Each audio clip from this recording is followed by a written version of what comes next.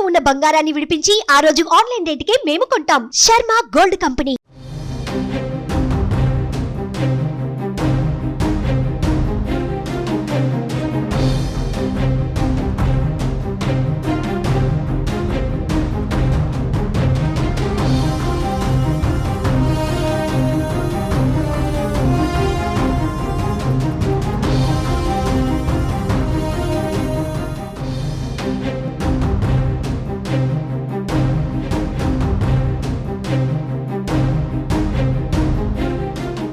మంత్రి కొండా సురేఖ చేసిన వ్యాఖ్యలు కలకలం రేపుతున్నాయి. ఈ అంశం కోర్టు వరకు చేరింది. టాలీవుడ్ హీరో నాగార్జున నాంపల్లి కోర్టుకు హాజరై వాంగ్మూలం ఇచ్చారు.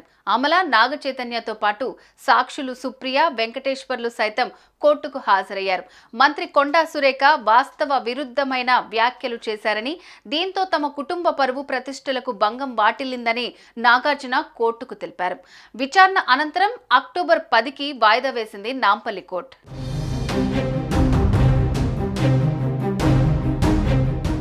టాలీవుడ్ హీరో అక్కినేని నాగార్జున, ఆయన భార్య అక్కినేని అమల, తనయుడు నాగ చైతన్య, సుప్రియ తదితరులు నాంపల్లి కోర్టుకొచ్చారు. నాగ చైతన్య, సమంత విడాకులపై మంత్రి కొండా సురేఖ చేసిన వ్యాఖ్యల మీద నాగార్జున కోర్టులో పరువు నష్టం దావా వేశారు.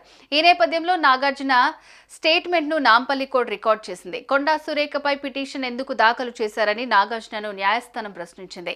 తన కుటుంబంతో పాటు నాగ చైతన్య, సమంత విడాకుల అంశంపై మంత్రి సురేఖ అనుచిత వ్యాఖ్యలు చేశారని కోర్టుకు నాగార్జున తెలిపారు. కొండా సురేఖ చేసిన వ్యాఖ్యలతో తమ కుటుంబ పరువు మర్యాదలకు భంగం వాటిల్లిందని ఆయన వాంగ్మూలం ఇచ్చారు.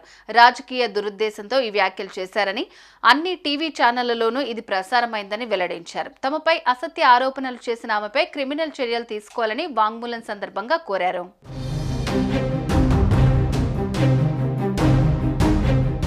సినిమా రంగం ద్వారా తమ కుటుంబానికి సమాజంలో మంచి పేరు ప్రతిష్టలు ఉన్నాయని, దేశవ్యాప్తంగా తమ కుటుంబం పట్ల ప్రజల ఆదరాభిమానాలు ఉన్నాయని ధర్మాసనానికి నాగార్జున వివరించారు. జాతీయ స్థాయిలో అనేక అవార్డులు వచ్చాయని కూడా తెలిపారు.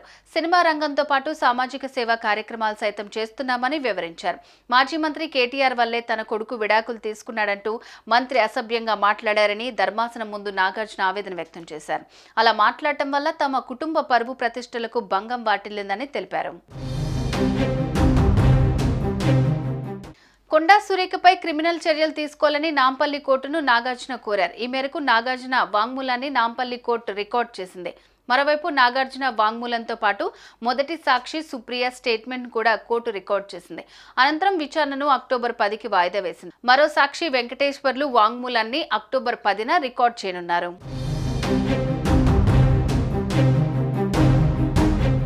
సుమన్ టీవీలో మీ పర్సనల్ అండ్ బిజినెస్ ప్రమోషన్స్ కోసం కింది నెంబర్కి కాంటాక్ట్ చేయండి.